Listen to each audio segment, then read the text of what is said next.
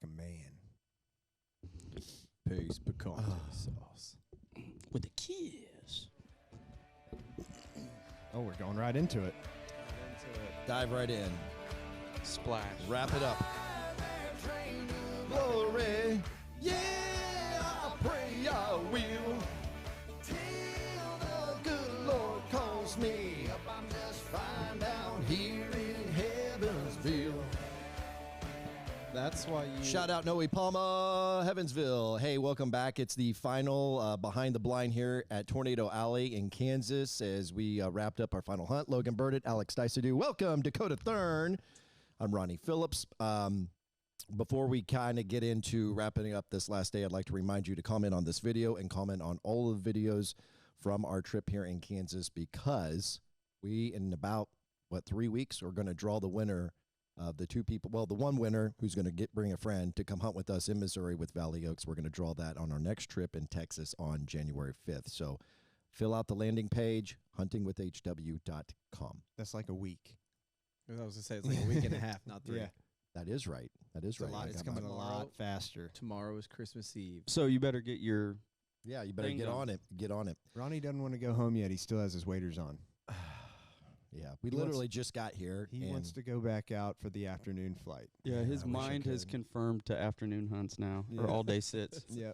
Well, that would be your fault, Logan, because you started off the trip with the idea of doing these afternoon hunts or all-day hunts, and I so did not think you've we were created be able to hunt yesterday. You created and today. a new culture within me, and so I'm just in a little bit of denial that we're leaving before noon. Yeah. So anyway, let's dive into it. So we went back to where we hunted yesterday on the Snowy Creek, and where we had an awesome hunt yesterday, and it was nothing close to that today. Bird sat tight. Yeah. Sunny, and the wind wasn't blowing as hard as we thought it was. And they're going to be out in full force this afternoon, but unfortunately, we have to go home for Christmas. Yeah. Yep. They're going to be hungry this afternoon. Yeah. So this afternoon would be a great day to be in a cornfield. Great, For sure. Great day to be in an afternoon cornfield. You went to go look at the roost. Yep. And you saw a few things that were interesting. Yeah, so it's not that big of a lake, I would call it. But big enough that it takes a lot to lock it up. I mean, they were struggling to keep it open. They had maybe 2 holes open for the most. There's a ton of geese, and it's hard. They were so tight, it was hard to see how many ducks were actually in there. I'd say a couple thousand ducks. Okay. Not like huge numbers by any means, but, a good number of ducks, and there was a good number of geese, but everything was sleeping. So it's like, all right, well, we're just wasting our time. Survival sleep. Yep. And the only reason they would get up and move around is because there was literally 6 bald eagles sitting over top of them, and they were just feasting on the ducks. Really? Oh, they had them torn out. Too bad you didn't have a camera for that. Yeah, I mean, it would have been hard. It was a long ways away, but I could sit there in my binoculars and I could see, they would have, an eagle would be on the ice, literally eating a duck. And then as soon as he finished, he'd go up into the tree, and then another one would swoop down and grab another one. Like, it was, I don't even know why the geese would want to be there. And then at the same point in time, in that same hole, they're all sleeping for the most part, Do you feel like we lost any birds based? I mean, there was a lot of ducks there. I mean, you had to have.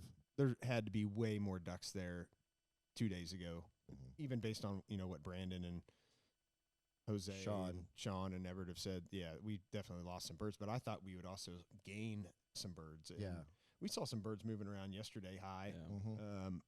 And we saw some a group of snows this morning moving pretty high, but man, it's hard to say what's going to happen the next couple of days. It's supposed to, warm back up. It's going to thaw, and I think it's going to get real good. Yeah.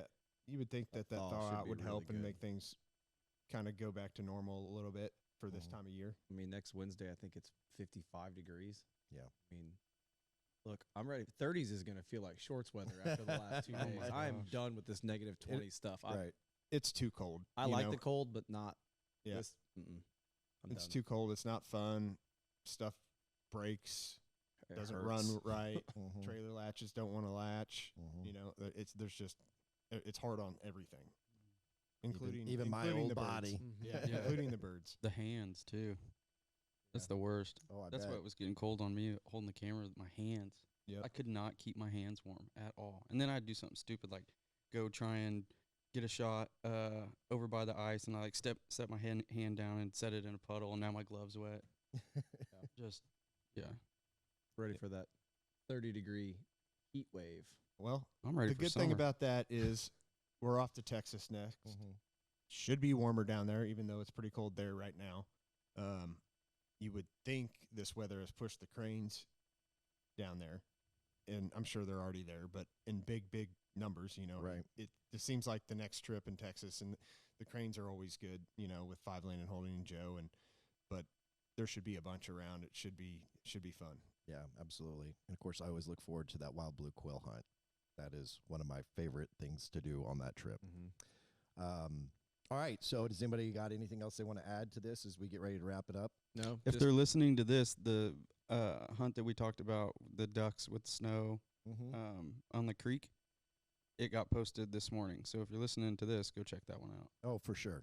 And that was by far not only the best hunt of our trip, but maybe one of the most memorable hunts probably from the season. for the season. Really? And I mean, I'm going to remember that for the rest of my life. I mean, you think about all the hunts that we've done in 10 years of doing the show, and we talked about it a little bit on a couple of Behind the Blinds, or a couple episodes ago on Behind the Blind.